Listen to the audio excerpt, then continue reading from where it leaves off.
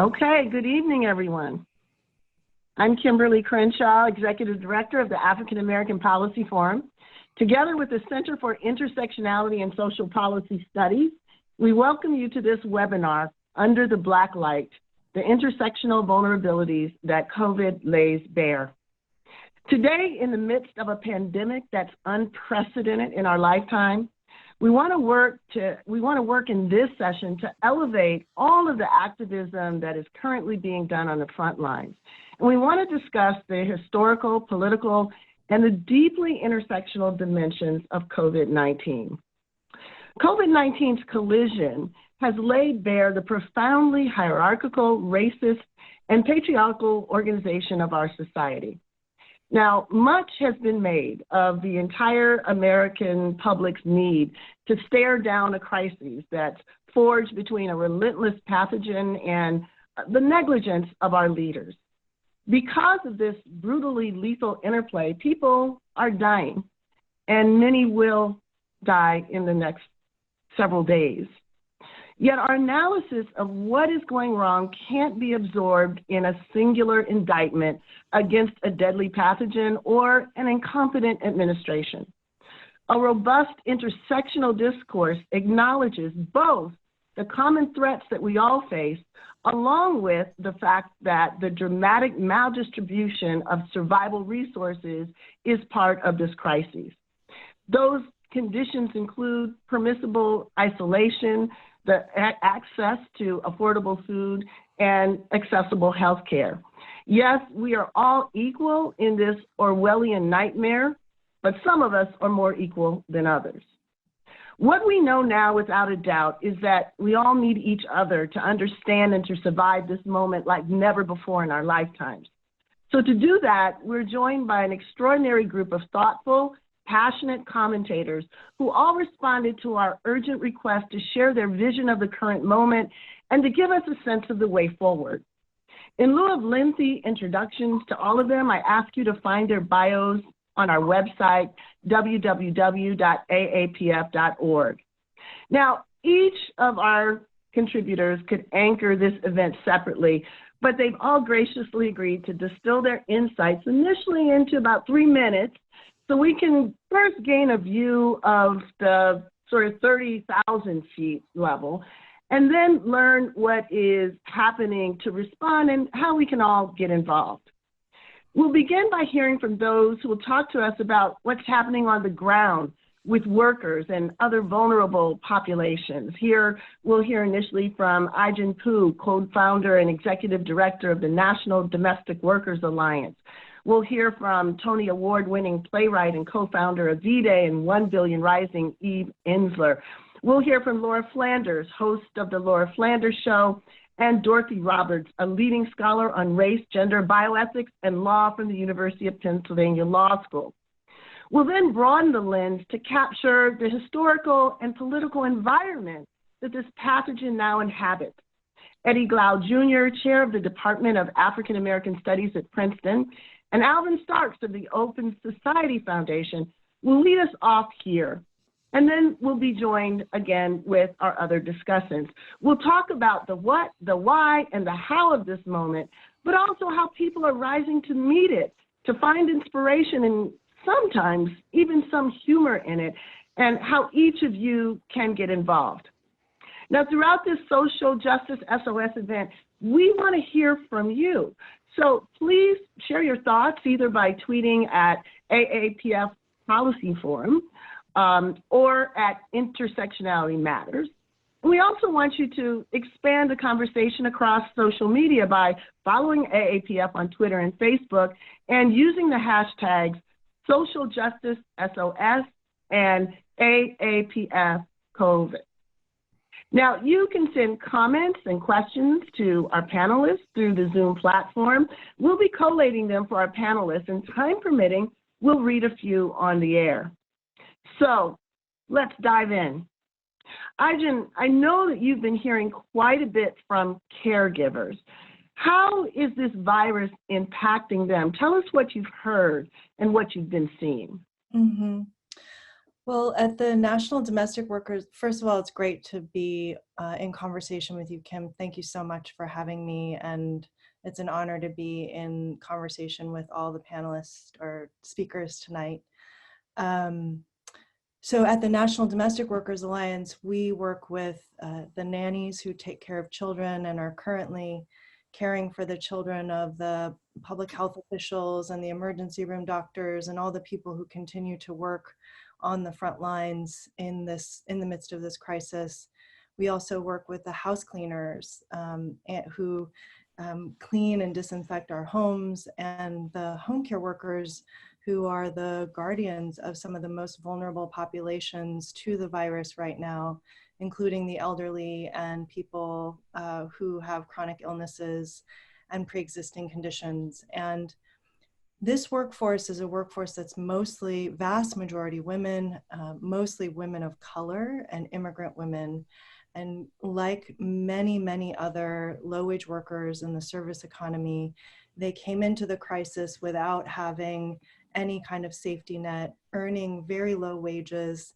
In fact, 2/3 of all minimum wage workers are women, and disproportionately women of color working in industries like domestic work and care work. So they were living already paycheck to paycheck without access to benefits or a safety net or paid leave or paid time off or even job security. And so when the crisis hit, when the pandemic started to spread, they started to lose income and lose work. And that created a set of impossible choices for this workforce.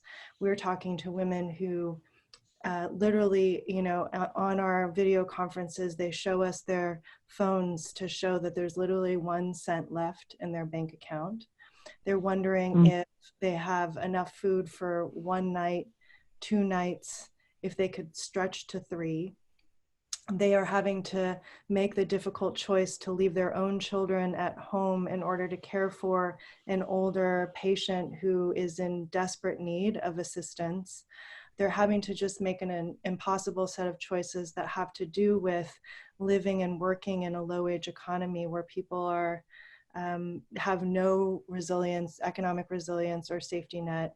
And then to be caring on the front lines is just creating a tremendous amount of stress and pressure. And so we're at the National Domestic Workers Alliance, we're doing our best to support and provide assistance. And it is like nothing I've ever experienced. One thing we are doing is we have launched a coronavirus care fund to provide emergency assistance to domestic workers and care workers who are in dire need right now.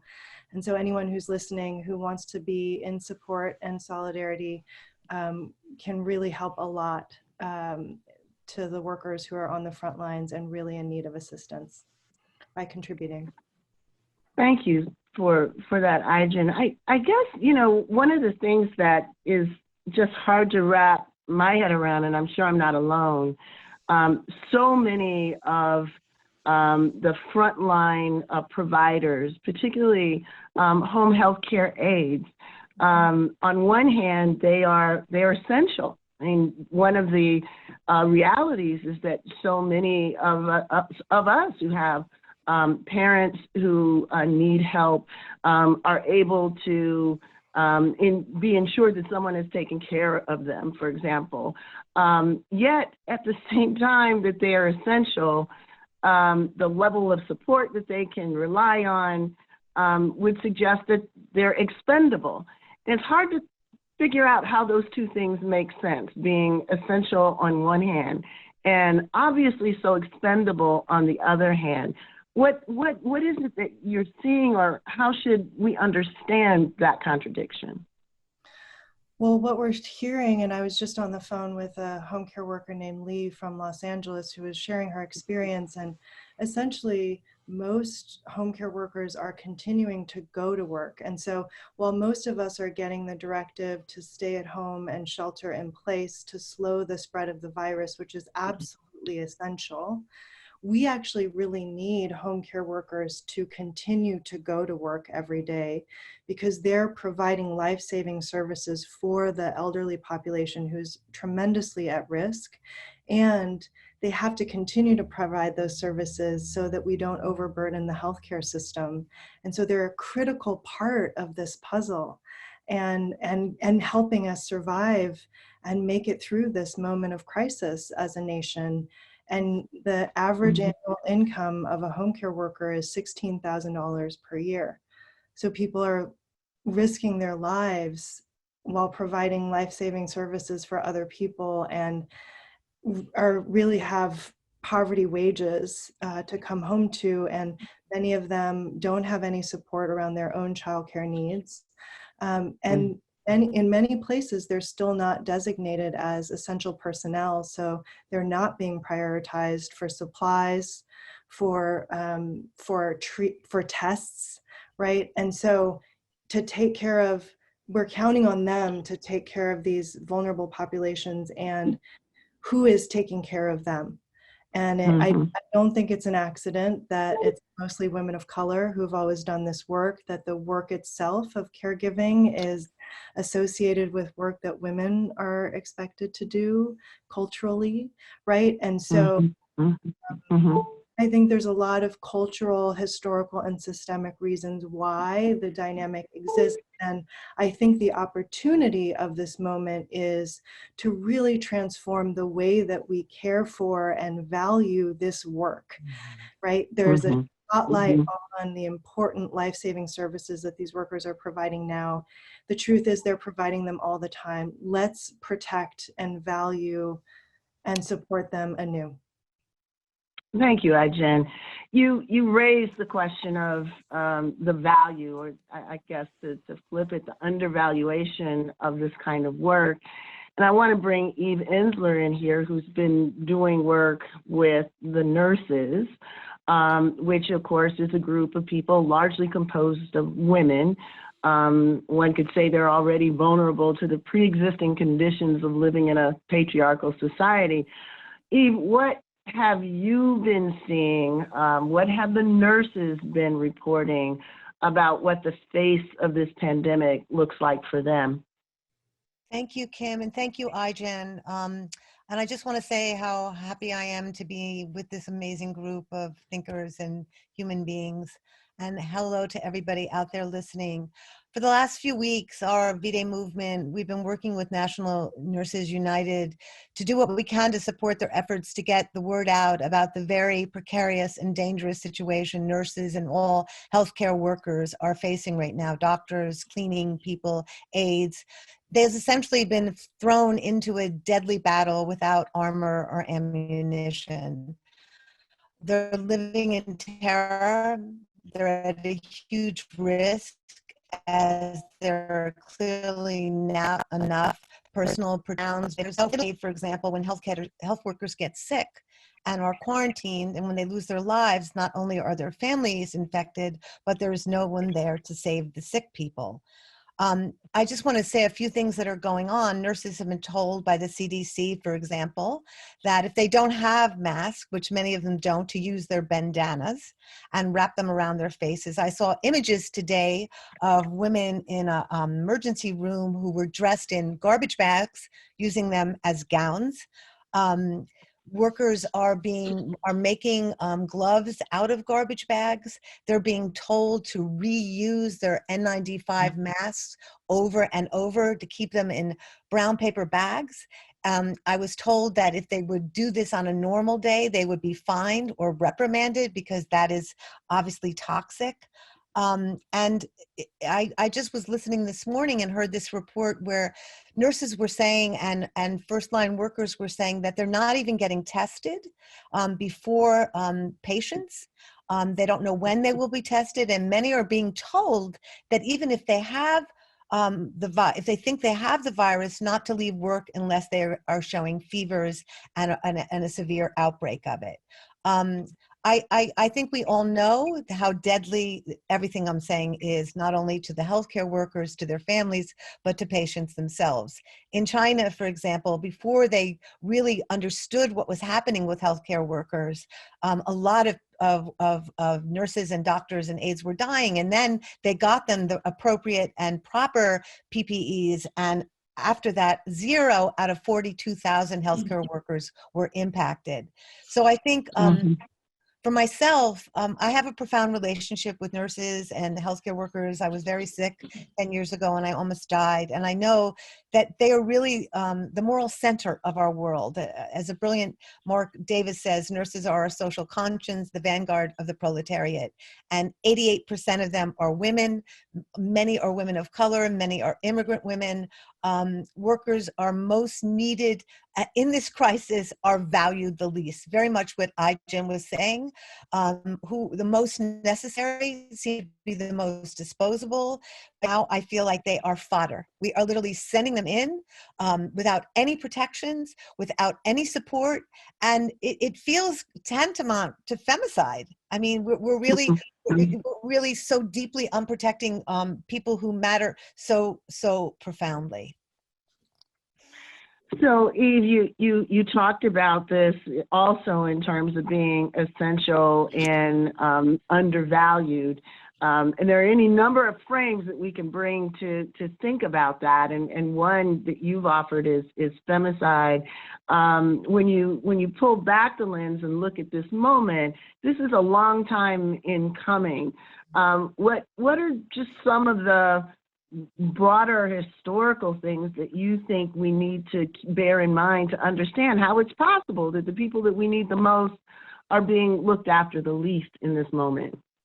Well, I think it goes back to slavery, right? I mean, I think all the origins of it were there. The people who were serving and building and giving and doing and making everything possible were the people who were treated the most inhumanely. And I think in the healthcare system, that has been replicated and replicated. Just even looking at Ebola, people have been saying forever in the healthcare system, nurses have been screaming this, that there are not the protections that are necessary. There are not the system that is necessary. And when you have what one nurse called today a healthcare market, instead of a healthcare system, your priorities are never about the people who are serving. Your priorities are about making money off sickness and making money off disease. And I think, I was listening today about Cuomo, who is stepping up in some ways to this conflict, but Cuomo has been disbanding Medicare. He erased 20,000 beds from hospitals over the last years because he didn't want to pay for that. And I think we really have to look at the fact, I heard that wonderful Bradley Whitmore say today, we're willing to stockpile guns and ammunition and war stock, right, for the future wars, but we're not willing to stockpile to protect our citizens from pandemics and from illnesses. And that is really a profound reflection of the system we live in that dates back to when we enslaved people and we eroded people who were actually the people who were keeping us alive. We only have to look at this moment to see that healthcare workers and domestic workers and people putting food out and stocking the shelves and janitors and custodians, they are saving our lives, and they always have been. So right now, I think it's a real call for us to wake up and not only honor that, but shift our priorities completely in this culture. Yeah. And we'll turn to that shortly to talk about other ways that history is making itself apparent, evident, manifesting in this moment. Laura, I want to turn to you. Eve's communication with the nurses demonstrates how so much of what is happening is actually running counter to existing knowledge. So knowledge about how all of these practices that now CDC has approved actually runs counter to what's known about the best way to contain this virus. And there are broader knowledge bases that might be tapped that don't seem to be tapped at this moment. So since the earliest stages of the crises, you've been interviewing people like Terry McGovern, who was experienced in and studied the AIDS epidemic. And it seems that some of the concrete lessons that she is bringing to the table are lessons both about how to fight an epidemic, but also the concrete ways that we think about disease has to be shifted and changed to think and act, I think, productively in this moment. So tell us more specifically about some of the lessons that Terry brought, particularly about approaching the pandemic from an intersectional perspective. And more broadly, why don't we know this information? Why is it that these are some of the last things we actually hear if we're watching, mainstream TV or reading the newspapers?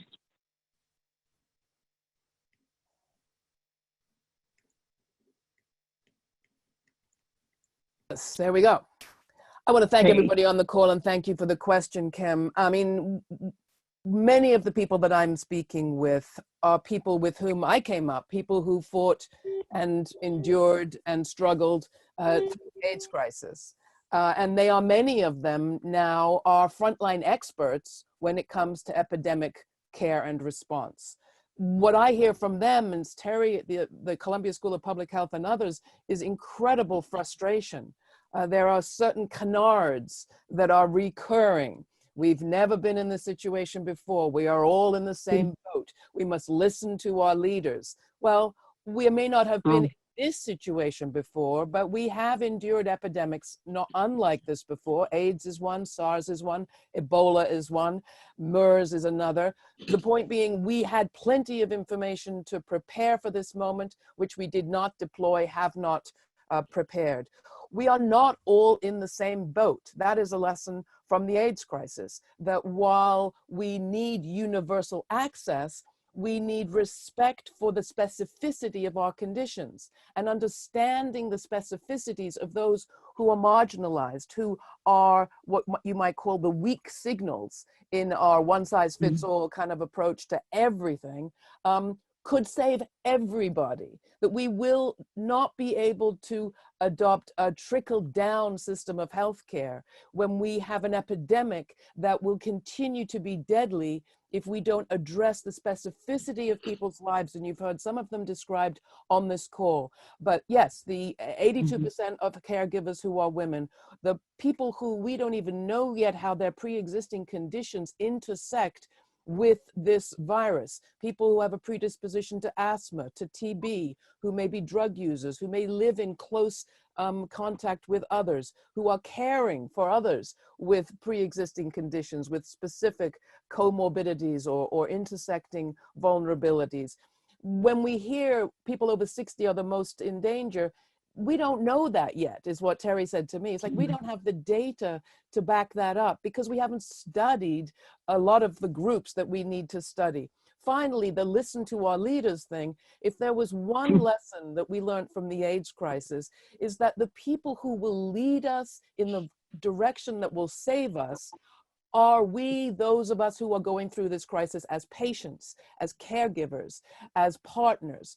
If we don't see leadership given to people who have experience on the front lines, we're not going to get we're not going to get a design for a response or implementation of that response or effective evaluation of that response, because the wrong people are doing it. So yes, our media love to focus on our leaders, and our leaders deserve an enormous amount of blame and shame for how they have responded so far.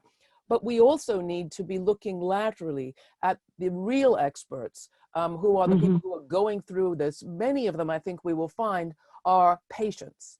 So those are some of the takeaways from the AIDS crisis that I think are relevant for this moment. And of course, there are gender and race and class components of all of this. So you know who gets the attention and who doesn't at the best of times. That gets exacerbated in the worst of times. There's much to say on all of this, but and of course, one of the reasons that any of us on this phone call know about this is because of the reporting that you've done independent media, people like you who've been able to tell a fuller story, a deeper story, a richer story, have been the lifeline for so many of us. And not all of us have the luxury of knowing about it, knowing how to find it, so we're relying on the mainstream media, and one would be hard-pressed to hear about this. To get a sense that the information that the leaders are telling us is, you know, the truth, or even the existing, you know, spokesperson. So, how would you assess or help people think about why this is the case, how the media is how it's performing, and why it's performing the way it is?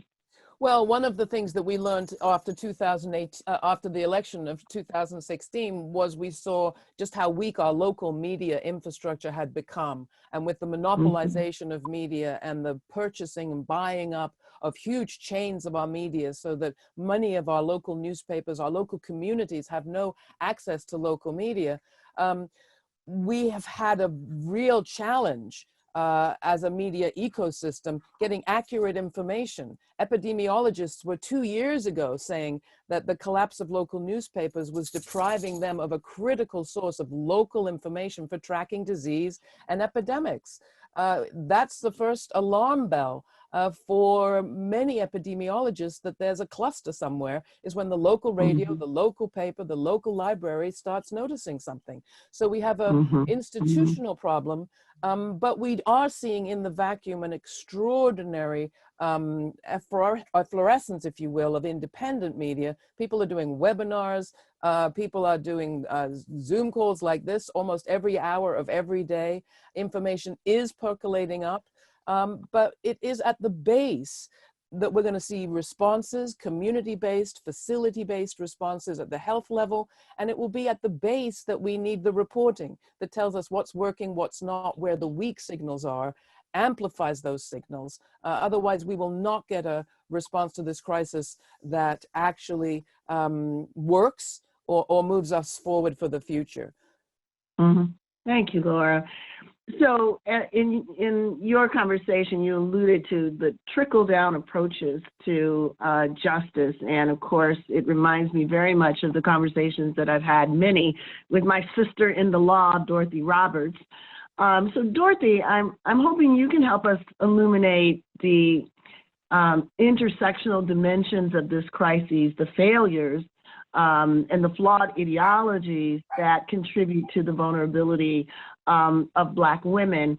And I'm really, I was made speechless last week when I read a story about how in Chicago during the election, election officials made the decision once some of the senior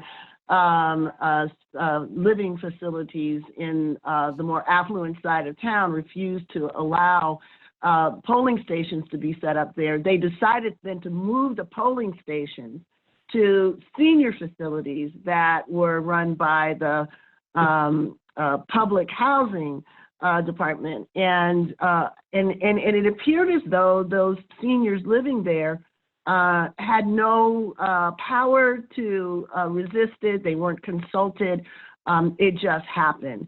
So, you know, here's a situation, of course, where, yes, the initial information would suggest that seniors need to be safeguarded, but this was a group of seniors, because of who they were and the political power they did not have, were not able to protect themselves or be protected. So what's important to know about how, on one hand, we're looking at a disease, we're looking at a pathogen, but on the other hand, many times the disproportionate vulnerability of people of color, and I'm thinking particularly of Black women with respect to a range of issues, most immediately now, maternal mortality. Often the social determinants of that vulnerability are obscured, and all we have is, we don't know exactly why, but there must be something biological going on. We're talking about older women, but are there some commonalities in the way this is thought about the way Black people, Black women in particular, are situated that are resonant in this story? Yeah, there's a long-lasting idea that Black people's problems stem from some innate defect that we have. That goes all the way back to the very definition of race as a biological category that explains away white supremacy and racial inequality, that assumes that Black people have some innate qualities that lead to their disadvantaged status in our society. Now, putting that in terms of what's going on now with the pandemic and thinking about elderly people in particular, it's interesting to think about how the blame is put on this pathogen that strikes older people because of their common vulnerability. But as you're showing in the story you told, not all elderly people are equally vulnerable. And I think this focusing on older Black women is one way of thinking about how a supposed natural cause that strikes objectively people who are vulnerable for innate reasons is really structured by social inequalities. So we can think about ways in which older Black women are particularly vulnerable in ways that more privileged elderly people aren't. In other words, yes, it may be that older people are more vulnerable to this pathogen, but who is most vulnerable, as we've been seeing in everybody's contribution today, is structured. And it's really important to think about how social and political hierarchies and structures make some people more vulnerable than others, and also shape the policies affecting those people. So if we look, for example, at older Black women, as Ijen was saying about domestic workers, that they are disproportionately women of color, and older Black women are more likely to be in jobs like domestic work, where they have received low wages throughout their entire working lives. They may not be able to retire because they don't have the money to retire. And so they may be continuing to work in dangerous, unprotected types of jobs like home care. It's more likely that an elderly Black woman will be working as a home care provider than receiving adequate home care for herself because of the inequalities in the labor market and racial discrimination and gender discrimination intersecting that she's experienced throughout her career. And then her health to begin with. So we hear that it's elderly people with underlying conditions who are most vulnerable, but who has those underlying conditions? Black women are more likely to have the poor health conditions in the first place before they are exposed to the virus. And why is that? Well, that's structured as well.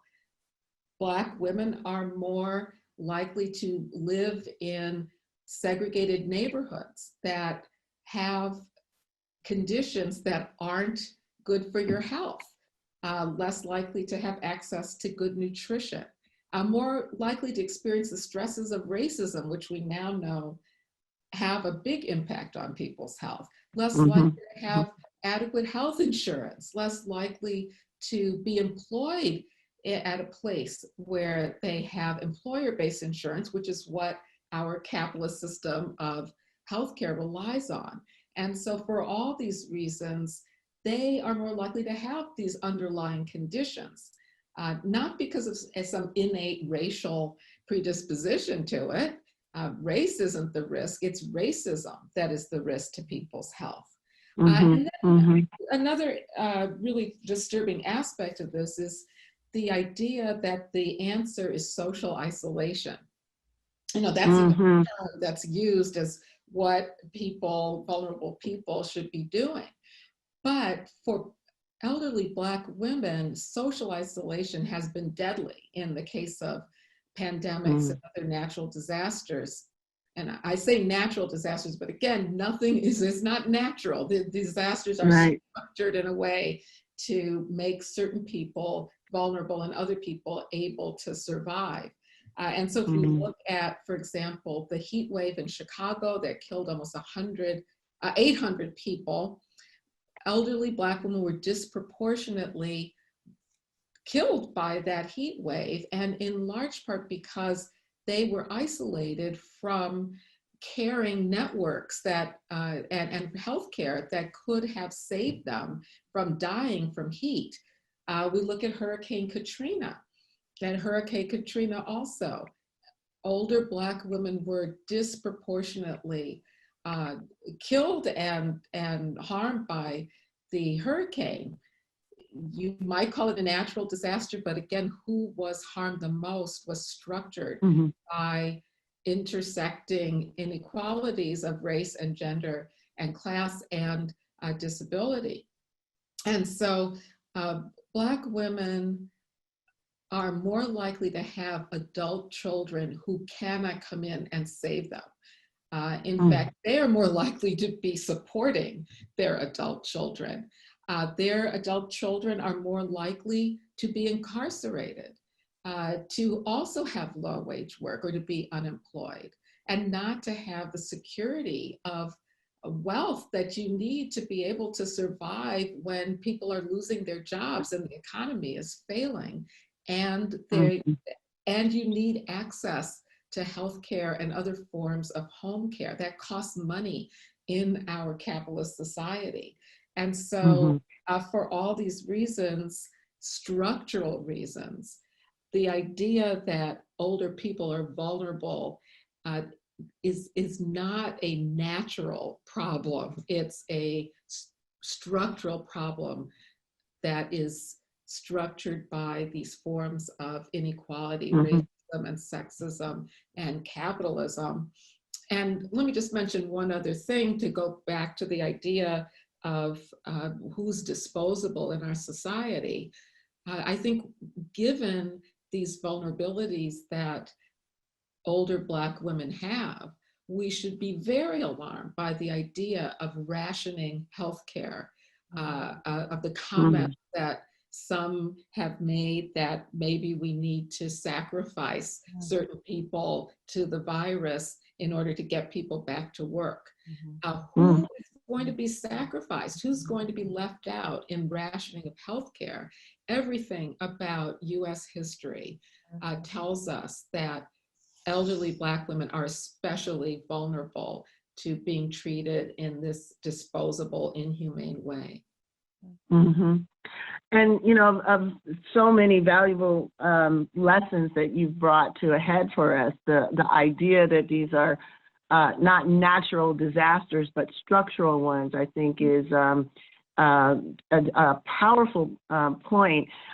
Illustrated, in my mind, we have some images from Hurricane Katrina, but illustrated in that picture that I think many people saw of Ethel Freeman. She was the 91-year-old Black woman who survived the flood.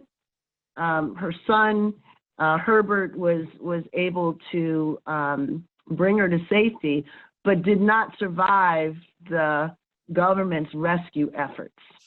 And that picture of her body, you know, in the wheelchair that, you know, just stayed for days waiting for the government to come, you know, a singular illustration of the fact that much of the, you know, tragedy that we look at from so-called natural disasters is the unnatural structures that are in existence, the incompetence, and just the lack of investment in the well-being of those who are most vulnerable. Thank you, Dorothy, for bringing that history to bear.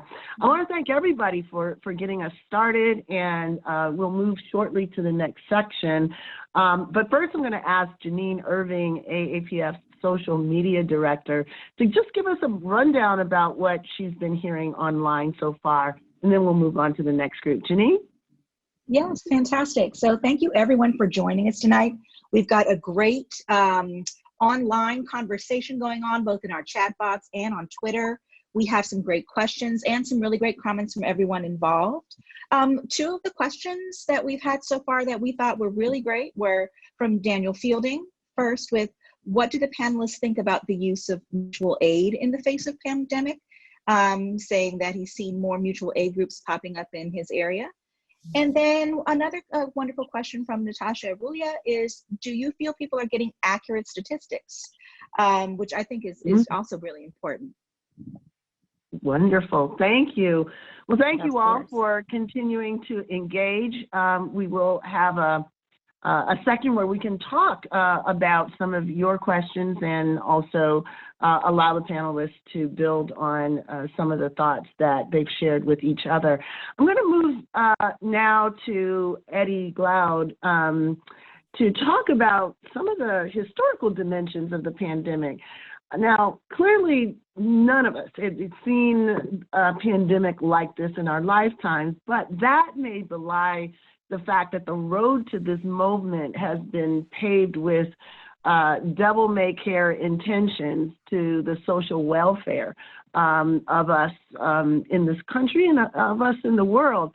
So if you were to tell this story as the moment of pandemic that has a prequel to it, what would be some of the earlier storylines that you think are now coming to bear, that are now being revealed in this moment? Right. You know, that's a wonderful question. And let me first thank you for allowing me to participate in this wonderful conversation. Thanks for joining. No, it seems to me that part of what this pandemic has revealed is the ugly underbelly of American life. And we have to tell ourselves a broader story about how that has come to be. And it seems to me, right, that when we exceptionalize Donald Trump, and what do I mean by that, right? When we think that our current reality is really bound up with his incompetence, right, his narcissism, the fact that he's a vulgarian, right, that is the source of our problem, when in fact we can tell ourselves a story, if we pan out, that will actually account for Donald Trump as a kind of caricature of a political ideology that really has had the country by the throat for about 40 years. And so when we think about, for example, 1980, let's just go to 1980, although we could go to 1976 with Jimmy Carter.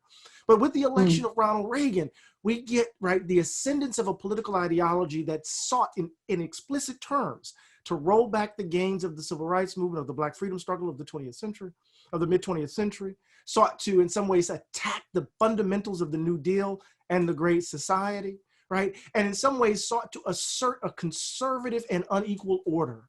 And it was extraordinarily successful in its efforts and its attempts, right? Just think about this. In the first year of Ronald Reagan's presidency, right, what did he do? He sought in some ways to eliminate $2 billion with regard, I broke down the data here, $2 billion reduction in federal food stamp programs by fiscal 1983. The elimination of $2 billion of guaranteed student loan program. The reduction of $1.7 billion from child nutrition programs.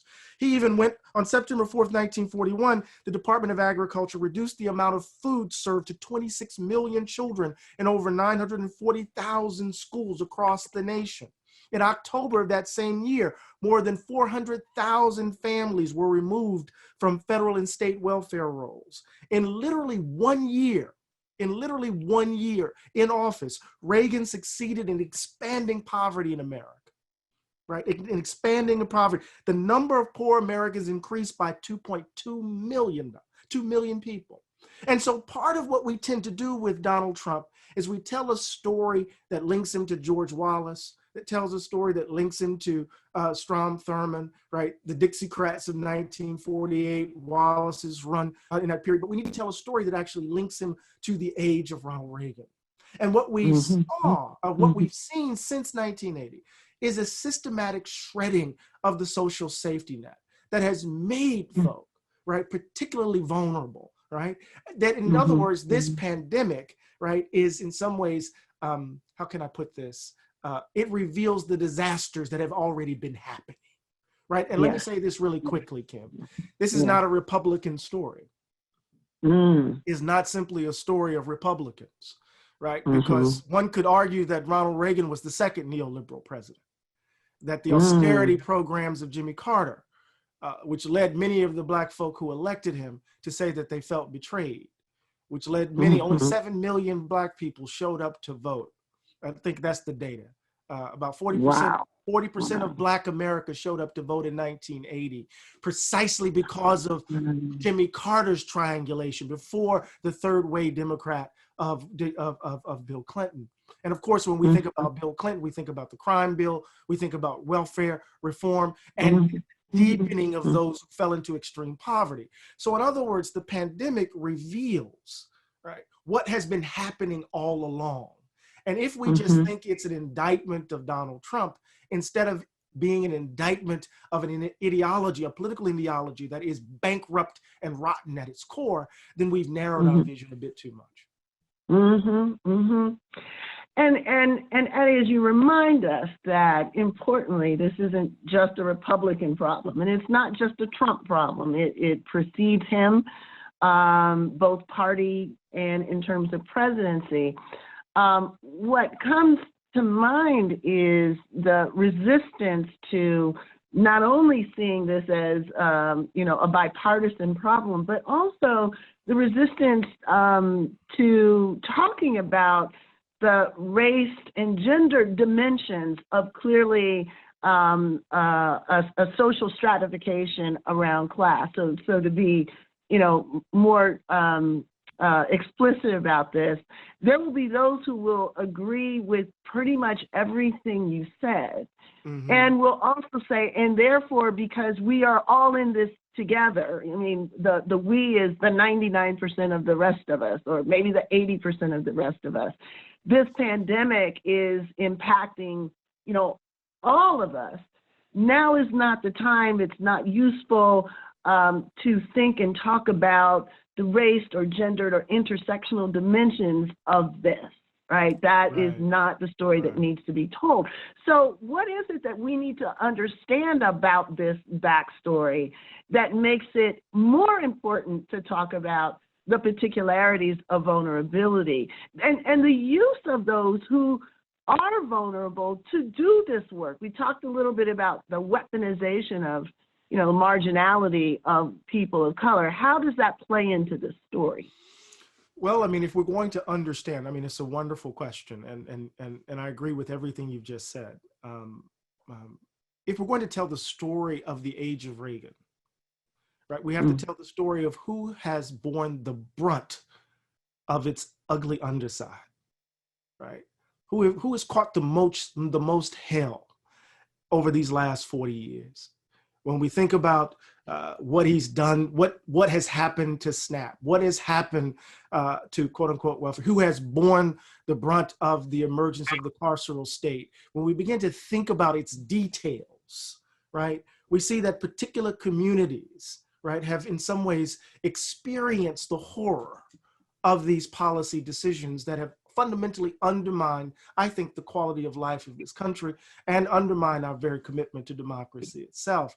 So it seems to me, if we tell a story of misery as if it's generalizable, without understanding the differentiated way in which misery is experienced, if we just tell a story of horror and not understand the different degrees in which that horror, right, is felt in one's bones, then we are actually in that moment, in a very odd and ironic way, complicit in the evil. You see what I'm suggesting? And so it seems to me that right now, everybody, when we had these moments with Katrina, or we had the moment in Puerto Rico, these are folks who are other. When we had the AIDS crisis, these are folk who were other. They were out there. It wasn't touching, in some ways, for some people, their lives immediately.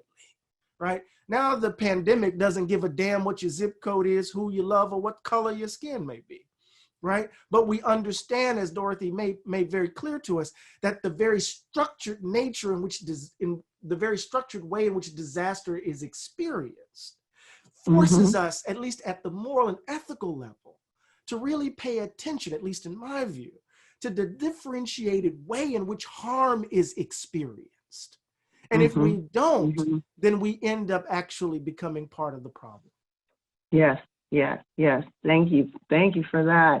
And, you know, speaking of resources, so one of the things that, you know, the United States has is resources, and we want to think about the recognition of the fact that we are in a global pandemic. So the idea of spending resources just to fix the problem here is not a fix to the problem. But we're not even at that point, right? We're not even at a moment where we're talking about spending those dollars to actually deal with the vulnerabilities that are apparent in this moment. At least we weren't until last night. So the question is, has the effort to put forward several $1 trillion worth of resources, an effort that we can have some confidence will actually change the equation on the ground, that will address many of the issues that we have been talking about over the last hour. So for that, I want to go back to Ai-jen, who is in the midst of some of these policy advocacy moments, to give us a sense of what's in this legislation, who's in it, who's left out of it. Yeah, what can we expect? Well, I think we can expect several rounds of major policymaking in response to the crisis. There's already been 2 major pieces of legislation that have been passed and signed into law. One that originated in the House that provides paid leave and paid sick days protections, although in the original bill was much more robust and much more what we needed. And we need to get back to the original vision. The bill that was signed or that was passed yesterday has, based off of what I know of what working people are dealing with right now, including domestic workers, it in no way addresses the level of pain and suffering and need that we need in this country. It is $2 trillion, and it does some things that are important, but it is also $500 billion in a corporate bailout without clear requirements to keep workers employed or any clear sense of what the guardrails are going to be on that money. No expansion of the paid sick days or family leave, no expansion of Social Security benefits, no student debt forgiveness, no guarantee of free care or treatment for anyone who's impacted. So I think that there are some good things. Just to note that there will be cash payments for families in need, expanded unemployment insurance that will cover some people, but many who need it will not be covered. Support for hospitals and local governments. A lot of these measures will be important to us getting through. But again, the overall thrust of this measure does not meet the needs of working people who are in crisis right now in this country.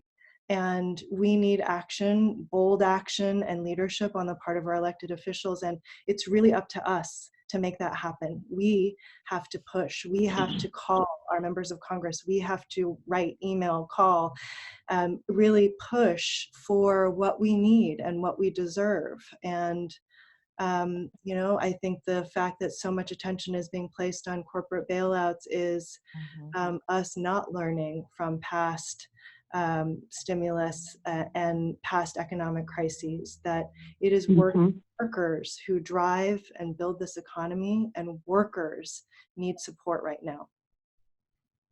And you know, on the note that you said, we've seen this, we've been here before. There is a sense in which this is, you know, sort of deja vu. So this bill has been, you know, promoted, lauded as the most significant investment in the American, infrastructure that has been made in over a generation. And yet, at the same time, there is a sense that, we've been here before. This is history repeating itself. I wonder, Laura, do you have a sense that, okay, so the New Deal, veterans bills, Katrina, there are elements of what the rescue did that not only failed to really rescue people, but entrenched the structures that had made them vulnerable in the first place? Is there a part of this story that bears rehearsing? I'm sorry, Kim, I just wanted to clarify one thing. I made the mistake by saying that the bill had been passed, the agreement around 2 trillion. An agreement was reached, but it has not yet been passed. To clarify. I see. Thank you. We'll be watching it, of course. There is so much to pick up on what has just been said, and your question, Kim, is enormous and well pointed. On the chat, somebody asked recently, this is a matter of, are we going to go for global community or global Hunger Games? And I think on the global side, we need to be very clear that everything that Eve has said about disparities are playing out as we speak. And one of the clear challenges that we face is that we do not restructure internally and internationally for a Hunger Games kind of a world. I mean, we're already seeing services being diverted from, for example, OBGYN care, reproductive care, domestic violence care, just the very services that we need in the name of responding to this crisis.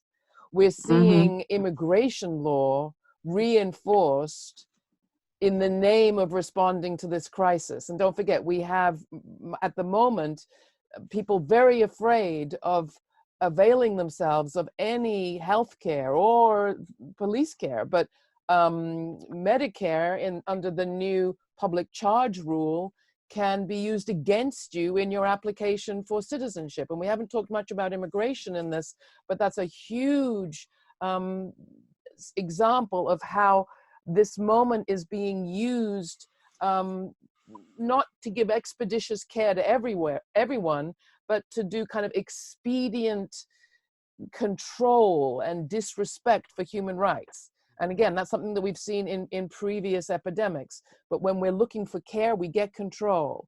When we're looking for speed, we're getting slowdowns for certain people, but a speed up of a restructuring that, you're right, we live with forever. So let's be very clear, whatever the details of this aid package, it's going to be socialism for the rich and totalitarianism for the most vulnerable of us. People will be even less powered to resist unless we reinforce union rights. There can be, in this period of national emergency, no suspension, as we saw under the Katrina response, of prevailing wage laws, of health and safety laws. We know how emergency or disaster capitalism works. What we need to be prepared for is to take advantage of this moment to advance a kind of what I've been calling as survival socialism.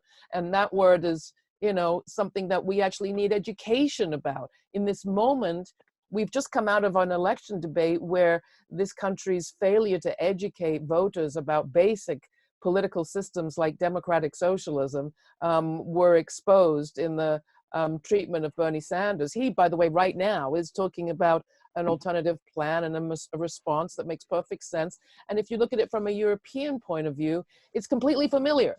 The sort of response that you're seeing in every Western European country, with a few exceptions, is the response of universal care, national health care, unemployment, generalized unemployment services, even wages being paid. It's not perfect, but there is a sense that you are not to be punished or required to pay for your illness. And we're not there yet, but that is a core component of a democratic socialist approach that has never yet got a respectful hearing in this country. But if we were really getting coverage of the world as it is right now, we would be getting a quick education into the kind of system that is just the norm in most of our allied nations, but that we still refuse to even consider because we can't get over that word socialism. I read somewhere recently, you know, the American dream is an individuality project that will kill us collectively. You know, and that's what we have got to get our head around, that our way of thinking about society has to change in this moment. And we could use this moment to make that change, but not if we are as poorly prepared and equipped as we were after 2008. After 2008, we said we don't want to recover the crisis that just crashed all over us. Normality, never again, I think was Dr. King's words years earlier. We have an opportunity to prepare now for what comes after this crisis, because this epidemic will peak, it will end. And will we go the Hunger Games direction or the global community direction? Caring or control, caring or consolidation of power? That is the big question. Consolidation of power is killing us. We need to be talking about, I think, taking, you know, eminent domain over certainly our big communications technologies. The internet is clearly got to be used as a public utility over our distribution systems, whether we're talking about Amazon and Whole Foods, or, you know, there are countless others we could talk about. But if we can have an emergency, you know, if we can have a kind of nationalized response for a war situation, which we've seen many times in this country, it is not unique. It is not foreign to our country to nationalize for a war effort. Well, then, so too, I think we need to talk about nationalizing some of our basic assets for public control, for response to this epidemic. I mean, the first, I think, you know, first conversation that we've been having is around the pharmaceutical industry and a private market-driven pharmaceutical industry response to this epidemic will find us drugs behind patents at unaccessible prices. We need public ownership of those critical drugs and public production, I would say, down the road. You can be sure we're paying for the research right now. Can I just say a quick thing to that? Just one quick thing, is it okay? Yeah, real quickly, yes, because we're at the moment where we're asking for suggestions about where to go and what to do. And since you have the floor, Eve, you can make your point, and please tell us about what to do to support the nurses. Okay, I just wanted to say, in terms of what Laura is saying and what Ijen was saying, is, look, the president had an opportunity to invoke the Defense Production Act, to commandeer resources for the federal government to release and build these PPE equipment, right? And he could have gotten 2 weeks ago this to happen, but he said he didn't want to nationalize businesses, right? It was too socialistic. Meanwhile, $500 billion, right, to bail out all of these corporations. It's fine to nationalize and socialize when the corporations are getting the money, but not when they're being asked to put in the money. And I think that is very much part of this mindset. Okay, I just needed to say that because it is so enraging that we have not invoked that clause to get those companies to make these products. And that leads me to what I want to say is we are doing a campaign with the National Nurses United.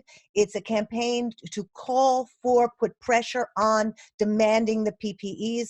I just saw right now that a worker died today, Mount Sinai West, in the hospitals where they're using the garbage bags as gowns. He just died this afternoon, and they're saying it's a direct result of not having the protective gear. We need to put pressure. There's a campaign, it'll come up where we're asking people to put bandanas on because the CDC has said wear bandanas and that's all you need.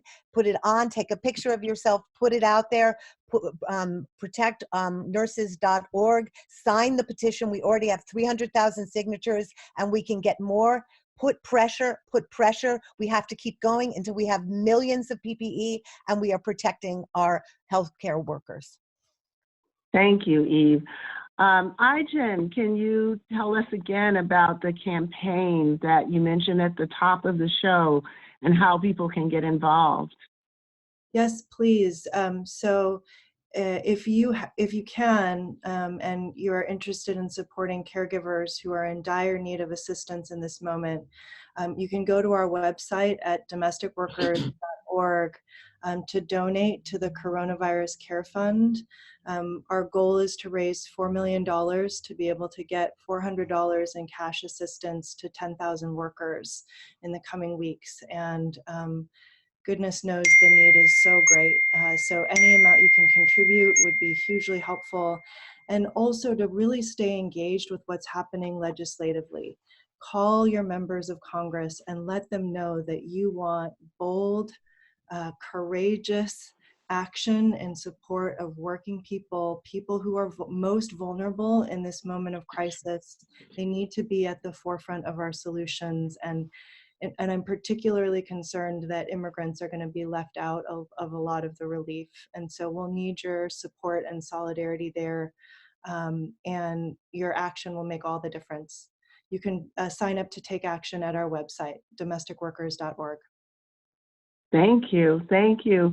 And Dorothy, I want to come back around to you. So we've been talking the last couple minutes about existing campaigns and things that people can get involved in. And of course, there's more granular, level things that people can do individually, particularly with respect to the isolation that you talked about. That is a risk factor. What are some of the things that you think have to happen, and are there things that people listening here can do to advance that? Well, first I want to make the point that we should be condemning the current racial capitalist system for causing the spread of this pandemic in the United States. So it's not only that the system we have makes certain people vulnerable, that's very true, but it's also to blame for the spread of the pandemic to everybody who's vulnerable in the United States, and as others have been saying, globally. And so I think we should see this as a moment where we demand a radical change in the way in which human needs are met and social problems are solved, that it cannot no longer be reliance on a capitalist market. It can no longer be reliance on carceral approaches like locking up 2 million people in the United States, who, by the way, are extremely vulnerable now to this pandemic. So therefore, I think that one of the best ways to address this is to get more involved in the prison abolition movement, which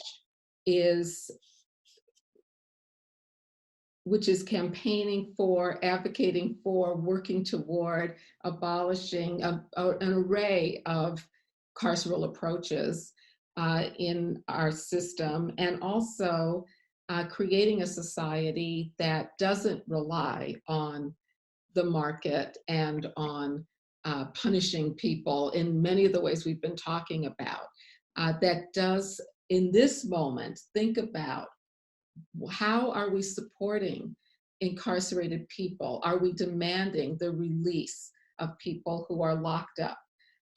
What about unhoused people? All of these people are not being even considered within the negotiations that are going on. They're not going to receive checks. And how can we think about longer term ways of supporting people?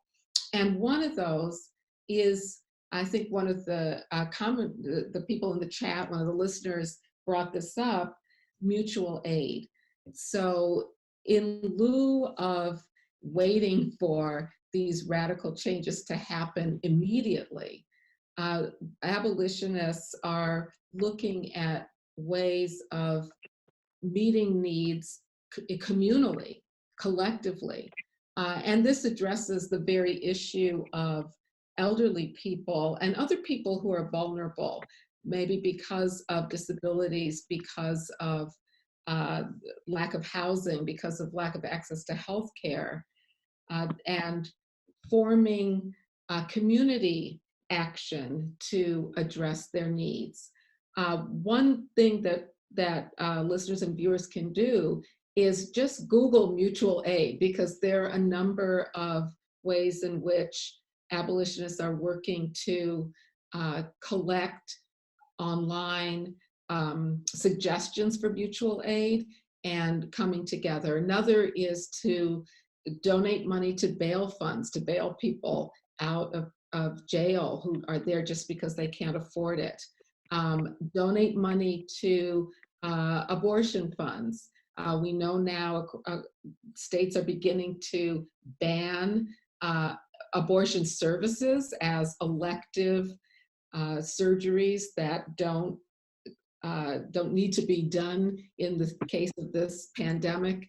As others were mentioning, I think it was Laura who was mentioning, the pandemic is being used as an excuse to support the system as it stands, and even to support even more violence against vulnerable people. So there are ways in which we can support social movements like prison abolition, like reproductive justice, like Medicare for all, like the Green New Deal. All of this is a way to address long-term the structures that have allowed for not only greater vulnerability of certain people, but the spread in general in the United States and globally, and also more immediate ways like mutual aid to address the pressing needs of people who are suffering because of it.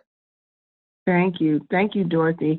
Alvin, you know, it's hard to get inspiration in times like these, but yet we need it to put one foot in front of the other. Do you find any today? Can you share the light that we need to all be reaching for to try to move forward? One, I think this conversation has been very enlightening for a whole host of reasons, and I feel that it's actually stimulating some new ways to think about where we are.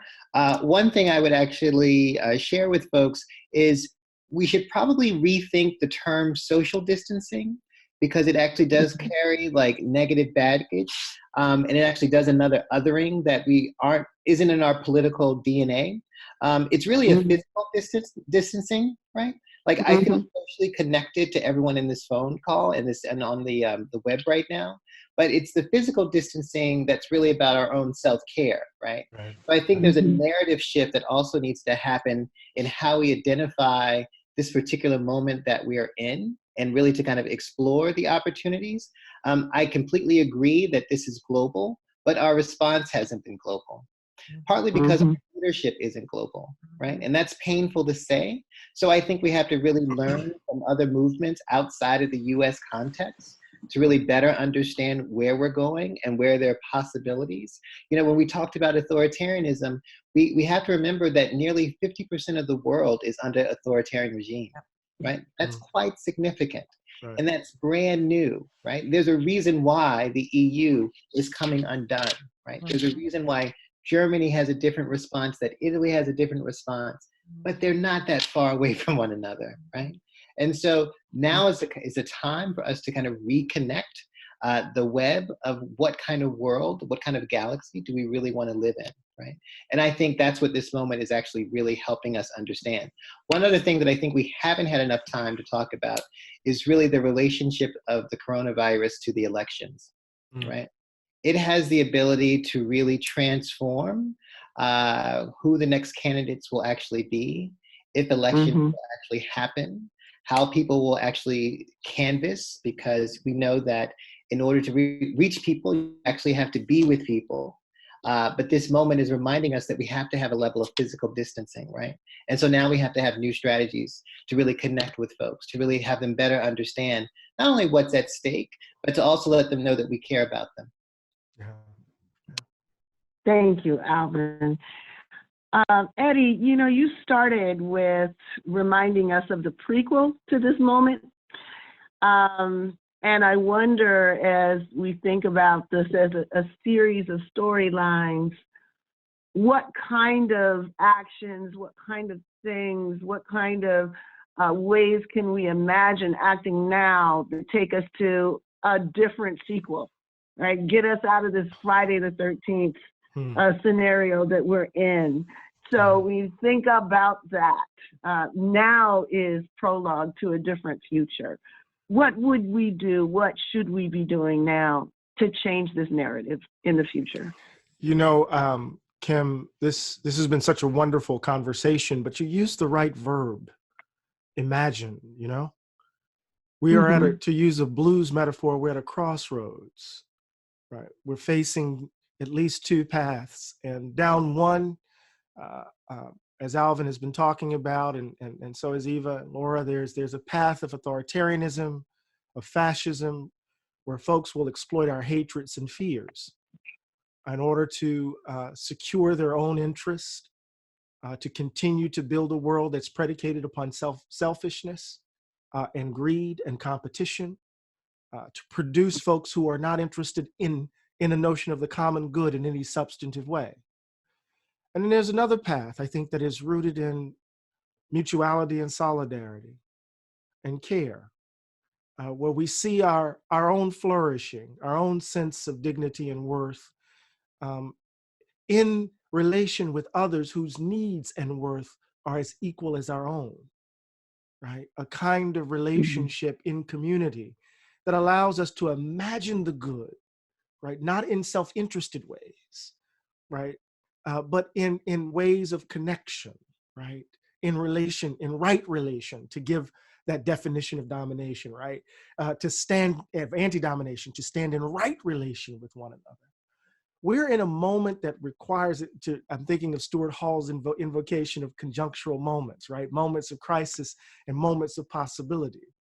That socialism is nothing but a name, as Irving Howe said, for a name for our own desire, echoing Tolstoy, right? That we want to live in a world where we don't have to, struggle for medicine, to eat, a roof over our head, a decent wage. We have an opportunity to break the back of Reaganism. Finally, we have an opportunity to break the back of neoliberalism because its bankruptcy is evident across the world. The kind of human being that it has produced, right, is seen for what he or she is now.